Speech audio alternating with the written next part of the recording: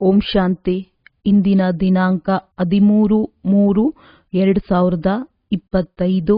ಪ್ರಾರ್ಥ ಮುರುಳಿ. ಬಾಪ್ತಾದ ಮಧುಬನ. ಮಧುರ ಮಕ್ಕಳೇ, ಪದವಿಗೆ ಆಧಾರ ವಿದ್ಯೆಯಾಗಿದೆ. ಯಾರು ಹಳೆಯ ಭಕ್ತರಿರುತ್ತಾರೆ ಅವರು ಚೆನ್ನಾಗಿ ಓದುತ್ತಾರೆ ಮತ್ತು ಒಳ್ಳೆಯ ಪದವಿಯನ್ನು ಪಡೆಯುತ್ತಾರೆ. ಪ್ರಶ್ನೆ: ಯಾರು ತಂದೆಯ ನೆನಪಿನಲ್ಲಿರುತ್ತಾರೆ ಅವರ ಲಕ್ಷಣಗಳೇನಾಗಿರುತ್ತದೆ? ಉತ್ತರ: ನೆನಪಿನಲ್ಲಿ ಇರುವಂತವರಲ್ಲಿ ಒಳ್ಳೆಯ ಗುಣಗಳಿರುತ್ತವೆ. ಅವರು ಪವಿತ್ರರಾಗುತ್ತಾ ಹೋಗುತ್ತಾರೆ. ರಾಯಲ್ಟಿ ಬರುತ್ತಾ ಹೋಗುತ್ತದೆ. ಪರಸ್ಪರರಲ್ಲಿ ಮಧುರ ಶಿರಖಂಡವಾಗಿರುತ್ತಾರೆ. ಅನ್ಯರನ್ನು ನೋಡದೆ ಸ್ವಯಂವನ್ನು ನೋಡಿಕೊಳ್ಳುತ್ತಾರೆ. ಯಾರು ಮಾಡುತ್ತಾರೆಯೋ ಅವರು ಪಡೆಯುತ್ತಾರೆಂಬುದು ಅವರ ಬುದ್ಧಿಯಲ್ಲಿರುತ್ತದೆ. ಓಂ ಶಾಂತಿ. ಭಾರತದ ಆದಿ ಸನಾತನ ದೇವಿ ದೇವತಾ ಧರ್ಮದ ಶಾಸ್ತ್ರ ಗೀತೆಯಾಗಿದೆ ಎಂಬುದನ್ನು ತಂದೆಯು ನೀವು ಮಕ್ಕಳಿಗೆ ತಿಳಿಸಿದ್ದಾರೆ. ಈ ಗೀತೆಯನ್ನು ಯಾರು ನುಡಿದರೆಂಬುದನ್ನು ಯಾರೂ ತಿಳಿದುಕೊಂಡಿಲ್ಲ. ಇದು ಜ್ಞಾನದ ಮಾತಾಗಿದೆ. ಈ ಹೋಲಿ ಮುಂತಾದ ಹಬ್ಬಗಳು ಯಾವುದೆಲ್ಲ ಇವೆಯೋ ಅವು ನಮ್ಮ ಹಬ್ಬಗಳಲ್ಲ. ಇವೆಲ್ಲವೂ ಭಕ್ತಿ ಮಾರ್ಗದ ಹಬ್ಬಗಳಾಗಿವೆ. ಹಬ್ಬ ಎಂದರೆ ಕೇವಲ ಒಂದೇ ತ್ರಿಮೂರ್ತಿ ಶಿವ ಜಯಂತಿಯಾಗಿದೆ ಅಷ್ಟೇ. ಕೇವಲ ಶಿವ ಜಯಂತಿ ಎಂದೂ ಸಹ ಹೇಳಬಾರದು. ತ್ರಿಮೂರ್ತಿ ಎಂಬ ಅಕ್ಷರವನ್ನು ಹಾಕಲಿಲ್ಲವೆಂದರೆ ಮನುಷ್ಯರು ತಿಳಿದುಕೊಳ್ಳುವುದಿಲ್ಲ. ಹೇಗೆ ತ್ರಿಮೂರ್ತಿಯ ಚಿತ್ರವಿದೆ, ಕೆಳಗಡೆ ದೈವಿ ಸ್ವರಾಜ್ಯ ನಿಮ್ಮ ಜನ್ಮಸಿದ್ಧ ಅಧಿಕಾರವೆಂದು ಬರೆಯುತ್ತೀರಿ. ಶಿವ ಭಗವಂತ ತಂದೆಯೂ ಸಹ ಆಗಿದ್ದಾರಲ್ಲವೇ? ಅವರು ಅವಶ್ಯವಾಗಿ ಬಂದು ಸ್ವರ್ಗದ ಮಾಲೀಕರನ್ನಾಗಿ ಮಾಡುತ್ತಾರೆ. ರಾಜಯೋಗವನ್ನು ಕಲಿಯುವುದರಿಂದಲೇ ಸ್ವರ್ಗಕ್ಕೆ ಮಾಲೀಕರಾಗುವುದು. ಚಿತ್ರದ ಒಳಗಡೆ ಬಹಳ ಜ್ಞಾನವಿದೆ. ಚಿತ್ರಗಳನ್ನು ಈ ರೀತಿ ಮಾಡಬೇಕು. ಅದನ್ನು ನೋಡಿ ಮನುಷ್ಯರಿಗೆ ಆಶ್ಚರ್ಯವಾಗಬೇಕು. ಅವರಲ್ಲಿಯೂ ಯಾರು ಬಹಳಷ್ಟು ಭಕ್ತಿಯನ್ನು ಮಾಡಿರುತ್ತಾರೆಯೋ ಅವರೇ ಬಹಳ ಚೆನ್ನಾಗಿ ಜ್ಞಾನವನ್ನು ಅರ್ಥ ಮಾಡಿಕೊಳ್ಳುತ್ತಾರೆ. ಕಡಿಮೆ ಭಕ್ತಿ ಮಾಡಿರುವಂತವರು ಜ್ಞಾನವನ್ನು ಸಹ ಕಡಿಮೆ ತಿಳಿದುಕೊಳ್ಳುತ್ತಾರೆ. ಕಡಿಮೆ ಪದವಿಯನ್ನೇ ಪಡೆಯುತ್ತಾರೆ. ದಾಸದಾಸಿಯರಲ್ಲಿಯೂ ಸಹ ನಂಬರ್ ವಾರ್ ಇರುತ್ತಾರಲ್ಲವೇ? ಎಲ್ಲವೂ ವಿದ್ಯೆಯನ್ನೇ ಅವಲಂಬಿಸಿದೆ. ನಿಮ್ಮಲ್ಲಿಯೂ ಸಹ ಕೆಲವರೇ ಬಹಳ ಚೆನ್ನಾಗಿ ಯುಕ್ತಿಯಿಂದ ಮಾತನಾಡಲು ಸಾಧ್ಯವಿದೆ. ಒಳ್ಳೆಯ ಮಕ್ಕಳ ಚಲನವಲನವೂ ಸಹ ಚೆನ್ನಾಗಿರುತ್ತದೆ. ಗುಣವೂ ಸಹ ಚೆನ್ನಾಗಿರಬೇಕು. ಎಷ್ಟು ತಂದೆಯ ನೆನಪಿನಲ್ಲಿರುತ್ತೀರೋ ಅಷ್ಟು ಪವಿತ್ರರಾಗುತ್ತಾ ಹೋಗುತ್ತೀರಿ ಮತ್ತು ಘನತೆಯೂ ಸಹ ಬರುತ್ತಾ ಹೋಗುತ್ತದೆ. ಕೆಲವೊಮ್ಮೆ ಶೂದ್ರರ ನಡತೆಯೂ ಬಹಳ ಚೆನ್ನಾಗಿರುತ್ತದೆ. ಆದರೆ ಬ್ರಾಹ್ಮಣ ಮಕ್ಕಳ ಚಲನೆಯು ಹೇಗಿರುತ್ತದೆ ಎಂದರೆ ಕೇಳಲೇಬೇಡಿ. ಆದ್ದರಿಂದ ಅವರುಗಳು ಇವರಿಗೆ ಈಶ್ವರನು ಓದಿಸುತ್ತಾರೆಯೇ ಎಂದು ಕೇಳುತ್ತಾರೆ. ಆದ್ದರಿಂದ ಮಕ್ಕಳ ನಡತೆಯು ಈ ರೀತಿ ಇರಬಾರದು. ಬಹಳ ಮಧುರ ಶಿರಖಂಡವಾಗಿರಬೇಕು. ಯಾರು ಮಾಡುತ್ತಾರೆಯೋ ಅವರೇ ಪಡೆಯುತ್ತಾರೆ. ಮಾಡಲಿಲ್ಲವೆಂದರೆ ಪಡೆಯುವುದಿಲ್ಲ. ತಂದೆಯು ಚೆನ್ನಾಗಿ ತಿಳಿಸಿಕೊಡುತ್ತಿರುತ್ತಾರೆ. ಮೊಟ್ಟ ಮೊದಲು ಬೇಹದ್ದಿನ ತಂದೆಯ ಪರಿಚಯವನ್ನು ಕೊಡುತ್ತಾ ಇರಿ. ತ್ರಿಮೂರ್ತಿಯ ಚಿತ್ರವು ಬಹಳ ಚೆನ್ನಾಗಿದೆ. ಸ್ವರ್ಗ ಮತ್ತು ನರಕವು ಎರಡು ಕಡೆ ಇದೆ. ಗೋಲಾದಲ್ಲಿಯೂ ಸಹ ಇದು ಸ್ಪಷ್ಟವಾಗಿದೆ. ಯಾವುದೇ ಧರ್ಮದವರಿಗೆ ಈ ಗೋಲಾದ ಬಗ್ಗೆ ಅಥವಾ ವೃಕ್ಷದ ಬಗ್ಗೆ ನೀವು ತಿಳಿಸಿಕೊಡಲು ಸಾಧ್ಯವಿದೆ. ಈ ಲೆಕ್ಕದಿಂದ ನೀವು ಸ್ವರ್ಗ ಹೊಸ ಪ್ರಪಂಚದಲ್ಲಿ ಬರಲು ಸಾಧ್ಯವಿಲ್ಲ. ಯಾವುದು ಎಲ್ಲದಕ್ಕಿಂತ ಶ್ರೇಷ್ಠ ಧರ್ಮವಿತ್ತೋ, ಎಲ್ಲದಕ್ಕಿಂತ ಸಾಹುಕಾರರಾಗಿದ್ದರೋ ಅವರೇ ಎಲ್ಲರಿಗಿಂತ ಬಡವರಾಗಿದ್ದಾರೆ. ಯಾರು ಮೊಟ್ಟ ಮೊದಲು ಇದ್ದರೋ ಅವರ ಸಂಖ್ಯೆಯೂ ಸಹ ಹೆಚ್ಚಾಗಿರಬೇಕು. ಆದರೆ ಇಂದು ಜನರು ಬೇರೆ ಬೇರೆ ಧರ್ಮಗಳಲ್ಲಿ ಬಹಳ ಮತಾಂತರಗೊಂಡಿದ್ದಾರೆ. ತಮ್ಮ ಧರ್ಮವನ್ನು ತಿಳಿದುಕೊಳ್ಳದೆ ಇರುವ ಕಾರಣ ಬೇರೆ ಬೇರೆ ಧರ್ಮಗಳಲ್ಲಿ ಹೊರಟು ಹೋಗಿದ್ದಾರೆ ಅಥವಾ ಹಿಂದೂ ಧರ್ಮವೆಂದು ಹೇಳಿಬಿಡುತ್ತಾರೆ. ತಮ್ಮ ಧರ್ಮವನ್ನೇ ತಿಳಿದುಕೊಂಡಿಲ್ಲ. ಈಶ್ವರನನ್ನು ಏ ಶಾಂತಿ ದೇವ ಎಂದು ಬಹಳ ಕೂಗುತ್ತಾರೆ, ಆದರೆ ಶಾಂತಿಯ ಅರ್ಥವನ್ನೇ ತಿಳಿದುಕೊಂಡಿಲ್ಲ. ಒಬ್ಬರಿಗೊಬ್ಬರು ಶಾಂತಿಯ ಪುರಸ್ಕಾರವನ್ನು ಕೊಡುತ್ತಿರುತ್ತಾರೆ. ಇಲ್ಲಿ ನೀವು ವಿಶ್ವದಲ್ಲಿ ಶಾಂತಿಯನ್ನು ಸ್ಥಾಪನೆ ಮಾಡಲು ನಿಮಿತ್ತರಾಗಿರುವ ಮಕ್ಕಳಿಗೆ ತಂದೆಯು ವಿಶ್ವರಾಜ್ಯದ ಉಡುಗೊರೆಯನ್ನು ಕೊಡುತ್ತಾರೆ. ಈ ಬಹುಮಾನವೂ ಸಹ ನಂಬರ್ ವಾರ್ ಪುರುಷಾರ್ಥದನುಸಾರ ಸಿಗುತ್ತದೆ. ನೀಡುವಂತವರು ಭಗವಂತ ತಂದೆಯಾಗಿದ್ದಾರೆ. ಬಹುಮಾನವು ಎಷ್ಟು ದೊಡ್ಡದಾಗಿದೆ. ಸೂರ್ಯವಂಶಿ ರಾಜ್ಯ. ಈಗ ನೀವು ಮಕ್ಕಳ ಬುದ್ಧಿಯಲ್ಲಿ ಇಡೀ ವಿಶ್ವದ ಚರಿತ್ರೆ, ಭೂಗೋಳ, ವರ್ಣಗಳು ಮುಂತಾದುದೆಲ್ಲವೂ ಇದೆ. ವಿಶ್ವದ ರಾಜ್ಯವನ್ನು ತೆಗೆದುಕೊಳ್ಳಬೇಕೆಂದರೆ ಸ್ವಲ್ಪ ಪರಿಶ್ರಮವನ್ನು ಸಹ ಪಡಬೇಕಾಗಿದೆ. ವಿಷಯವಂತೂ ಬಹಳ ಸಹಜವಾಗಿದೆ. ಶಿಕ್ಷಕರು ಯಾವ ಕೆಲಸವನ್ನು ಕೊಡುತ್ತಾರೆ ಅದನ್ನು ಮಾಡಿ ತೋರಿಸಬೇಕು.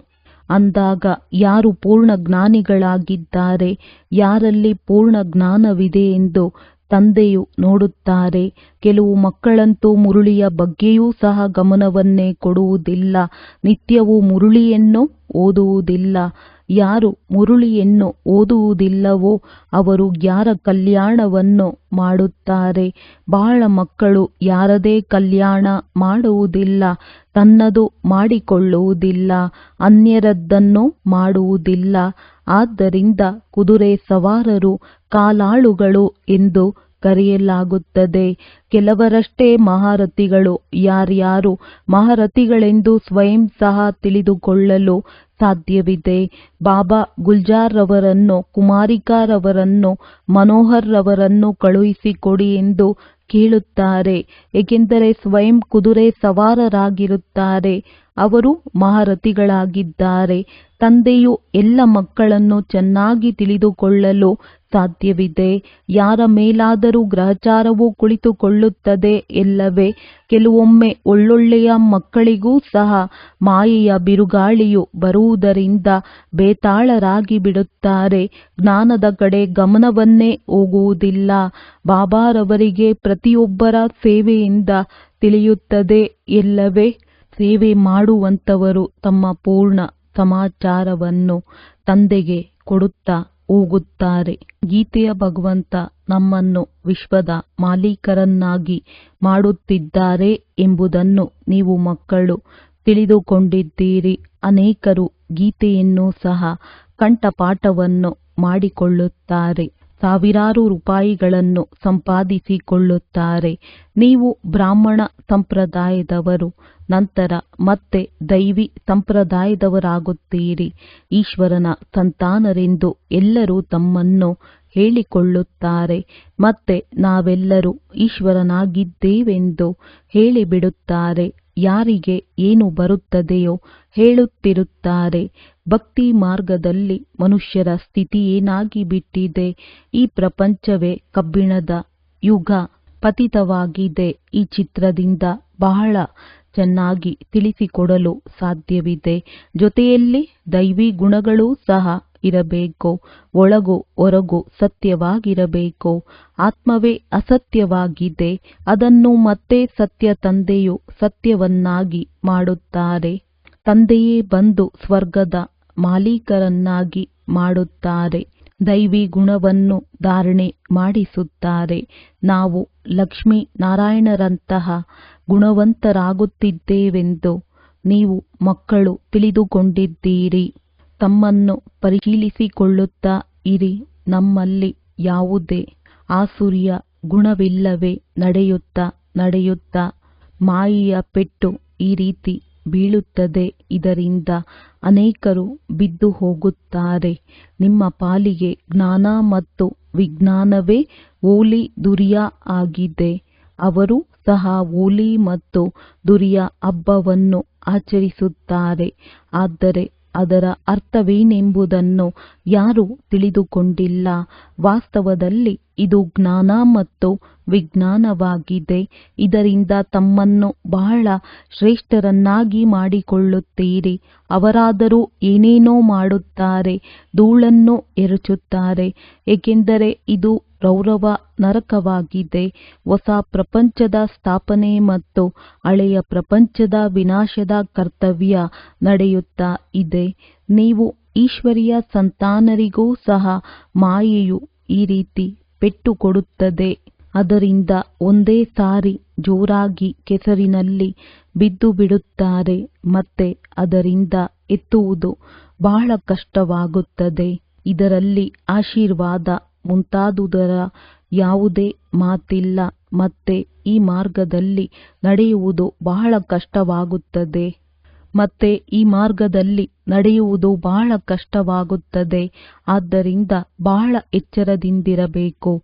ಮಾಯೆಯ ಯುದ್ಧದಿಂದ ಪಾರಾಗಲು ಎಂದೂ ದೇಹಾಭಿಮಾನದಲ್ಲಿ ಮುಳುಗಬೇಡಿ. ಸದಾ ಎಲ್ಲರೂ ಸಹೋದರ ಸಹೋದರಿಯರಾಗಿದ್ದೇವೆ ಎಂಬ ಎಚ್ಚರಿಕೆ ಇರಲಿ. ತಂದೆಯು ಏನನ್ನು ಕಲಿಸಿದ್ದಾರೆಯೋ ಅದನ್ನೇ ಸಹೋದರಿಯೂ ಕಲಿಸುತ್ತಾರೆ.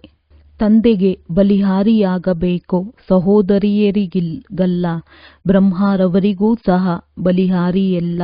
ಇದನ್ನೂ ಸಹ ಪುರುಷಾರ್ಥದಿಂದ ಕಲಿಸಲಾಗುತ್ತದೆ.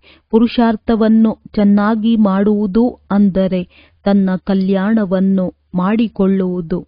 ನಮಗೂ ಸಹ ಕಲಿಸುತ್ತಾರೆ ಅಂದ ಮೇಲೆ ನಾವು ನಮ್ಮ ಕಲ್ಯಾಣವನ್ನು ಮಾಡಿಕೊಳ್ಳಬೇಕಾಗಿದೆ.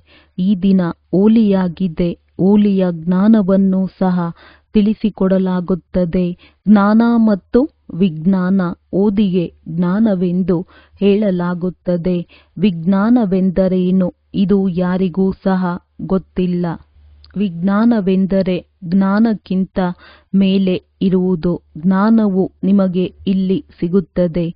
ಇದರಿಂದ ನೀವು ಪ್ರಾರಬ್ಧವನ್ನು ಪಡೆಯುತ್ತೀರಿ. ಬಾಕಿ ಅದು ಶಾಂತಿಧಾಮವಾಗಿದೆ. ಇಲ್ಲಿ ಪಾತ್ರವನ್ನು ಅಭಿನಯಿಸುತ್ತಾ ಸುಸ್ತಾದಾಗ ನಂತರ ಶಾಂತಿಧಾಮದಲ್ಲಿ ಹೋಗಲು ಬಯಸುತ್ತಾರೆ. ಈಗ ನಿಮ್ಮ ಬುದ್ಧಿಯಲ್ಲಿ ಇಡೀ ಚಕ್ರದ ಜ್ಞಾನವಿದೆ. ನಾವೀಗ ಸ್ವರ್ಗದಲ್ಲಿ ಹೋಗುತ್ತೇವೆ. ನಂತರ 84 ಜನ್ಮಗಳನ್ನು ತೆಗೆದುಕೊಳ್ಳುತ್ತಾ ನರಕದಲ್ಲಿ ಬರುತ್ತೇವೆ. ಮತ್ತೆ ಅದೇ ಸ್ಥಿತಿಯಾಗುತ್ತದೆ. ಇದು ನಡೆಯುತ್ತಲೇ ಇರುತ್ತದೆ. ಇದರಿಂದ ಯಾರೂ ತಪ್ಪಿಸಿಕೊಳ್ಳಲು ಸಾಧ್ಯವಿಲ್ಲ. ಕೆಲವರು ಈ ಡ್ರಾಮಾವನ್ನು ಮಾಡಿದ್ದಾದರೂ ಏಕೆ ಎಂದು ಕೇಳುತ್ತಾರೆ. ಅರೆ, ಇದಂತೂ ಹೊಸ ಪ್ರಪಂಚ ಮತ್ತು ಹಳೆಯ ಪ್ರಪಂಚದ ಆಟವಾಗಿದೆ. ಅನಾದಿಯಾಗಿ ಮಾಡಲ್ಪಟ್ಟಿದ್ದಾಗಿದೆ. ವೃಕ್ಷದ ಬಗ್ಗೆ ತಿಳಿಸಿಕೊಡುವುದು ಬಹಳ ಚೆನ್ನಾಗಿದೆ. ಎಲ್ಲದಕ್ಕಿಂತ ಮುಖ್ಯವಾದ ಮಾತು, ತಂದೆಯನ್ನೇ ನೆನಪು ಮಾಡಿದ್ದೇ ಆದರೆ ಪಾವನರಾಗಿ ಬಿಡುತ್ತೀರಿ. ಮುಂದೆ ಹೋದಂತೆ ತಮಗೆ ಅರ್ಥವಾಗುತ್ತಾ ಹೋಗುತ್ತದೆ. ಯಾರ್ಯಾರು ಈ ಕುಲದವರಾಗಿದ್ದಾರೆಯೋ, ಯಾರು ಅನ್ಯ ಧರ್ಮಗಳಲ್ಲಿ ಮತಾಂತರಗೊಂಡಿದ್ದಾರೆ ಅವರೂ ಸಹ ಬರುತ್ತಾರೆ. ಯಾವಾಗ ಎಲ್ಲರೂ ಬರುತ್ತಾರೆ ಮನುಷ್ಯರು ಆಗ ಆಶ್ಚರ್ಯ ಪಡುತ್ತಾರೆ. ಎಲ್ಲರಿಗೂ ದೇಹಾಭಿಮಾನವನ್ನು ಬಿಟ್ಟು ದೇಹಿ ಅಭಿಮಾನಿಗಳಾಗಿರಿ ಎಂದು ಹೇಳಬೇಕು. ನಿಮಗೆ ಓದುವುದೇ ದೊಡ್ಡ ಹಬ್ಬವಾಗಿದೆ. ಇದರಿಂದ ನಿಮಗೆ ಎಷ್ಟೊಂದು ಸಂಪಾದನೆಯಾಗುತ್ತದೆ. ಅವರುಗಳು ಈ ಹಬ್ಬಗಳನ್ನು ಆಚರಿಸುವುದರಲ್ಲಿ ಎಷ್ಟೊಂದು ಹಣ ಮುಂತಾದುದನ್ನು ಹಾಳು ಮಾಡುತ್ತಾರೆ. ಎಷ್ಟೊಂದು ಜಗಳವಾಗುತ್ತದೆ. ಪಂಚಾಯಿತಿ ರಾಜ್ಯದಲ್ಲಿ ಎಷ್ಟೊಂದು ಜಗಳವೇ ಜಗಳವಿದೆ. ಯಾರಿಗಾದರೂ ಲಂಚವನ್ನು ಕೊಟ್ಟು ಸಾಯಿಸಲು ಪ್ರಯತ್ನ ಪಡುತ್ತಾರೆ. ಇಂತಹದ್ದು ಅನೇಕ ಉದಾಹರಣೆಗಳಿವೆ. ಸತ್ಯಯುಗದಲ್ಲಿ ಯಾವುದೇ ಉಪದ್ರವವಾಗುವುದಿಲ್ಲ ಎಂಬುದನ್ನು ಮಕ್ಕಳು ತಿಳಿದುಕೊಂಡಿದ್ದೀರಿ. ರಾವಣ ರಾಜ್ಯದಲ್ಲಿ ಬಹಳಷ್ಟು ಉಪದ್ರವಗಳಿವೆ. ಈಗ ತಮೋಪ್ರಧಾನತೆ ಇದೆಯಲ್ಲವೇ? ಒಬ್ಬರಿಗೊಬ್ಬರ ಮತವು ಹೊಂದಾಣಿಕೆಯಾಗದೆ ಇರುವ ಕಾರಣ ಎಷ್ಟೊಂದು ಜಗಳವಿದೆ. ಆದ್ದರಿಂದ ಈ ಹಳೆಯ ಪ್ರಪಂಚವನ್ನು ಮರೆತು ಒಂಟಿಯಾಗಿ ಬಿಡಿ. ಮನೆಯನ್ನು ನೆನಪು ಮಾಡಿ ಎಂದು ತಂದೆಯು ಹೇಳುತ್ತಾರೆ. ತಮ್ಮ ಸುಖಧಾಮವನ್ನು ನೆನಪು ಮಾಡಿ. ಯಾರೊಂದಿಗೂ ಹೆಚ್ಚು ಮಾತನ್ನೂ ಸಹ ಮಾತನಾಡಬೇಡಿ, ಇಲ್ಲವೆಂದರೆ ಬಹಳ ಹಾನಿಯಾಗುತ್ತದೆ. ಬಹಳ ಮಧುರವಾಗಿ ಶಾಂತಿ ಪ್ರೀತಿಯಿಂದ ಮಾತನಾಡುವುದು ಒಳ್ಳೆಯದು. ಹೆಚ್ಚು ಮಾತನಾಡದೆ ಇರುವುದು ಒಳ್ಳೆಯದು. ಶಾಂತಿಯಿಂದ ಇರುವುದು ಎಲ್ಲದಕ್ಕಿಂತ ಒಳ್ಳೆಯದು. ನೀವು ಮಕ್ಕಳು ಶಾಂತಿಯಿಂದ ವಿಜಯವನ್ನು ಪಡೆಯುತ್ತೀರಿ. ಒಬ್ಬ ತಂದೆಯ ವಿನಃ ಬೇರೆ ಯಾರ ಮೇಲೂ ಪ್ರೀತಿಯನ್ನಿಡಬೇಡಿ. ಎಷ್ಟು ತಂದೆಯಿಂದ ಆಸ್ತಿಯನ್ನು ತೆಗೆದುಕೊಳ್ಳಲು ಬಯಸುತ್ತೀರೋ ಅಷ್ಟನ್ನು ತೆಗೆದುಕೊಳ್ಳಿ. ಇಲ್ಲವೆಂದರೆ ಲೌಕಿಕ ತಂದೆಯ ಆಸ್ತಿಯ ಮೇಲೆ ಎಷ್ಟೊಂದು ಜಗಳವಾಗುತ್ತದೆ. ಇದರಲ್ಲಿ ಯಾವುದೇ ಪ್ರಕಾರದ ಕಿರಿಕಿರಿ ಇಲ್ಲ. ಎಷ್ಟು ಬೇಕೋ ಅಷ್ಟು ತಮ್ಮ ಓದಿನಿಂದ ಪಡೆಯಲು ಸಾಧ್ಯವಿದೆ. ಒಳ್ಳೆಯದು. ಮಧುರಾತಿ ಮಧುರ ಅಗಲಿ ಹೋಗಿ ಮರಳಿ ಸಿಕ್ಕಿರುವಂತಹ ಮಕ್ಕಳಿಗೆ ಪ್ರೀತಿಯ ಮಾತ್ಪಿತಾ ಬಾಪ್ ತಾದಾರವರ ನೆನಪು, ಪ್ರೀತಿ ಹಾಗೂ ನಮಸ್ತೆ. ಆತ್ಮೀಯ ಮಕ್ಕಳಿಗೆ ಆತ್ಮೀಯ ತಂದೆಯ ನಮಸ್ತೆ. ಧಾರಣೆಗಾಗಿ ಮುಖ್ಯ ಸಾರ. ಸತ್ಯ ತಂದೆ ಸತ್ಯವಂತರನ್ನಾಗಿ ಮಾಡಲು ಬಂದಿದ್ದಾರೆ. ಆದ್ದರಿಂದ ಸತ್ಯವಂತರಾಗಿ ನಡೆಯಬೇಕು. ನನ್ನಲ್ಲಿ ಯಾವುದೇ ಆಸುರಿ ಗುಣವಿಲ್ಲವೇ ಎಂದು ತನ್ನನ್ನು ನೋಡಿಕೊಳ್ಳಬೇಕು. ನಾನು ಹೆಚ್ಚು ಮಾತನಾಡುತ್ತಿಲ್ಲವೇ? ಬಹಳ ಮಧುರವಾಗಿ ಶಾಂತಿ ಮತ್ತು ಪ್ರೀತಿಯಿಂದ ಮಾತನಾಡಬೇಕು. ಮುರುಳಿಯ ಮೇಲೆ ಪೂರ್ಣ ಗಮನವನ್ನು ಕೊಡಬೇಕು. ನಿತ್ಯವೂ ಮುರುಳಿಯನ್ನು ಓದಬೇಕು. ತನ್ನ ಮತ್ತು ಅನ್ಯರ ಕಲ್ಯಾಣ ಮಾಡಬೇಕು. ಶಿಕ್ಷಕರ ಯಾವ ಕೆಲಸವನ್ನು ಕೊಡುತ್ತಾರೆ ಅದನ್ನು ಮಾಡಿ ತೋರಿಸಬೇಕು. ವರದಾನ. ಓಲಿ ಶಬ್ದದ ಅರ್ಥ ಜೀವನದಲ್ಲಿ ಪುರುಷಾರ್ಥದ ತೀವ್ರತೆಯನ್ನು ಹೆಚ್ಚಿಸುವಂತಹ ತೀವ್ರ ಪುರುಷಾರ್ಥಿ ಭವ. ಓಲಿ ಅರ್ಥಾತ್ ಯಾವ ಮಾತು ಆಗಿ ಹೋಯಿತು, ಕಳೆದು ಹೋಯಿತು ಅದನ್ನು ಸಂಪೂರ್ಣವಾಗಿ ಸಮಾಪ್ತಿ ಮಾಡುವುದು. ಕಳೆದು ಹೋಗಿರುವುದನ್ನು ಬಿಟ್ಟು ಮುಂದುವರಿಯುವುದೇ ಓಲಿ ಆಚರಿಸುವುದಾಗಿದೆ. ಕಳೆದು ಹೋಗಿರುವ ಮಾತನ್ನು ಈ ರೀತಿ ಅನುಭವ ಮಾಡಿ. ಹೇಗೆ? ಬಹಳ ಹಳೆಯದು, ಯಾವುದೋ ಜನ್ಮದ ಮಾತಾಗಿದೆ. ಯಾವಾಗ ಈ ಸ್ಥಿತಿಯಾಗುತ್ತದೆ ಆಗ ಪುರುಷಾರ್ಥದ ತೀವ್ರತೆ ಹೆಚ್ಚಾಗುವುದು. ತಮ್ಮದು ಅಥವಾ ಅನ್ಯ ಕಳೆದು ಹೋಗಿರುವ ಮಾತುಗಳನ್ನು ಎಂದೂ ಚಿಂತನೆ ಮಾಡಬೇಡಿ. ಚಿತ್ತ ಬುದ್ಧಿಯಲ್ಲಿಟ್ಟುಕೊಳ್ಳಬೇಡಿ ಮತ್ತು ವರ್ಣನೆಯಂತೂ ಎಂದು ಮಾಡಬೇಡಿ. ಆಗಲೇ ತೀವ್ರ ಪುರುಷಾರ್ಥಿಯಾಗಲು ಸಾಧ್ಯ. ಸ್ಲೋಗನ್. ಸ್ನೇಹವೇ ಸಹಜ ನೆನಪಿನ ಸಾಧನವಾಗಿದೆ. ಆದ್ದರಿಂದ ಸದಾ ಸ್ನೇಹಿಯಾಗಿರಿ ಮತ್ತು ಸ್ನೇಹಿಯರನ್ನಾಗಿ ಮಾಡಿ. ಮಾತೇಶ್ವರಿ ಜಿಯವರ ಅಮೂಲ್ಯ ಮಹಾವಾಕ್ಯ.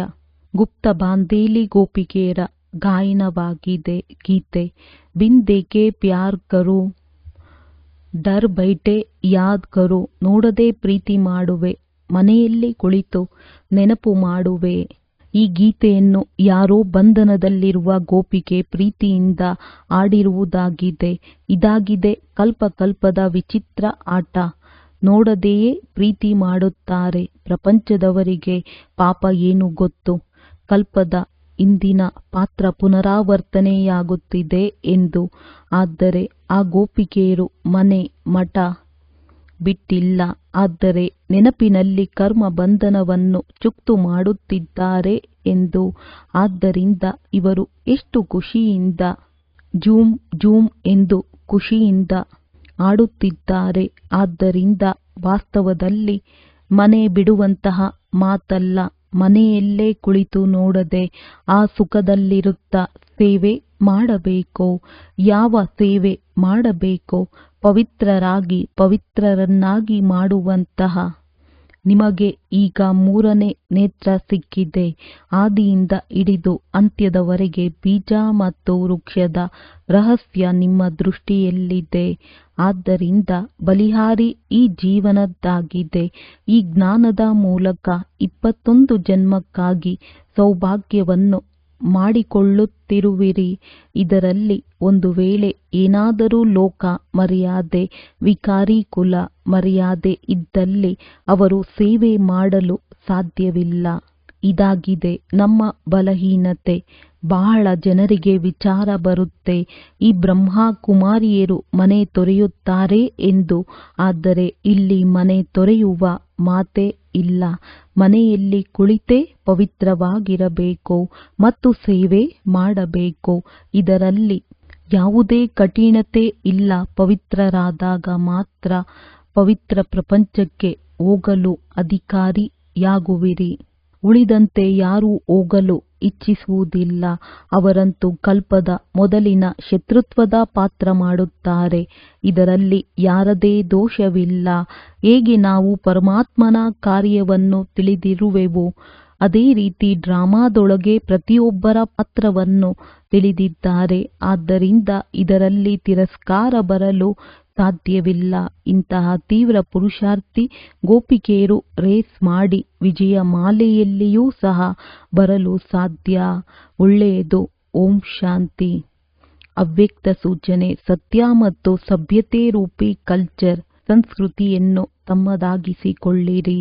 ಏನೆಲ್ಲ ಜ್ಞಾನದ ಗುಹ್ಯ ಮಾತುಗಳು ಇದೆ ಅದನ್ನು ಸ್ಪಷ್ಟ ಮಾಡುವ ವಿಧಿ ನಿಮ್ಮ ಬಳಿ ಬಹಳ ಒಳ್ಳೆಯದು ಇದೆ ಹಾಗೂ ಸ್ಪಷ್ಟೀಕರಣ ಇದೆ. ಒಂದೊಂದು ಮಾತನ್ನೂ ಸಹ ಲಾಜಿಕಲ್ ಆಗಿ ಸ್ಪಷ್ಟ ಮಾಡಬಹುದು. ತಾವು ಅಥಾರಿಟಿಯವರಾಗಿದ್ದೀರಿ. ಯಾವುದೇ ರೀತಿಯ ಮನೋಮಯ ಅಥವಾ ಕಲ್ಪನೆಯ ಮಾತಿಲ್ಲ. ಯಥಾರ್ಥವಾಗಿದೆ ಹಾಗೂ ಅನುಭವವಿದೆ. ಅನುಭವದ ಅಥಾರಿಟಿ, ಸತ್ಯತೆಯ ಅಥಾರಿಟಿ. ಎಷ್ಟು ಅಥಾರಿಟಿ ಇದೆ ಅಂದ ಮೇಲೆ ಅಥಾರಿಟಿ ಹಾಗೂ ಸ್ನೇಹ ಎರಡನ್ನೂ ಜೊತೆಯಲ್ಲಿ ಕಾರ್ಯದಲ್ಲಿ ತೊಡಗಿಸಿ. ಒಳ್ಳೆಯದು. ಓಂ ಶಾಂತಿ. ಓಂ